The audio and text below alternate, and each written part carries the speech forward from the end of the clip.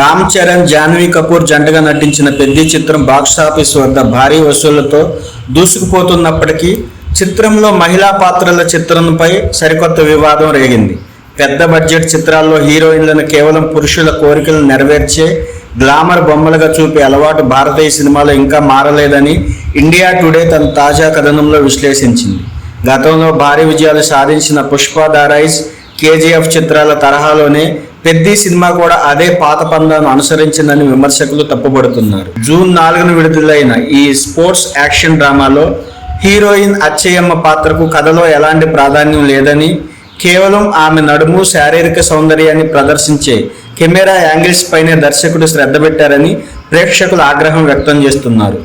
ముఖ్యంగా హీరో బలవంతంగా ముద్దు పెట్టుకునే సీన్, విలన్లు ఆమె బట్టలు లాగేసేందుకు ప్రయత్నించే సీన్లు తీవ్ర అసంతృప్తిని రేకెత్తించాయి. ఈ తీవ్రమైన ట్రోలింగ్, సోషల్ మీడియా నిరసనలపై స్పందించిన దర్శకుడు బుచ్చిబాబు సానా మహిళల్ని కించపరిచే ఉద్దేశం తమకు లేదని చెబుతూ బహిరంగ క్షమాపణలు చెప్పారు. అంతేకాకుండా వివాదాస్పదంగా మారిన దాదాపు 3 నిమిషాల సీన్లను సినిమా నుంచి తొలగిస్తున్నట్లు ప్రకటించారు. మలయాళ చిత్ర పరిశ్రమ మహిళా పాత్రలకు బలమైన గుర్తింపు ఇస్తున్నప్పటికీ తెలుగు, తమిళ, కన్నడ పరిశ్రమల్లోని పెద్ద బడ్జెట్ కమర్షియల్ సినిమాలు కేవలం మాస్ అప్పీల్ కోసమే నాయకులను వాడుకుంటున్నారని విమర్శకులు అభిప్రాయపడుతున్నారు.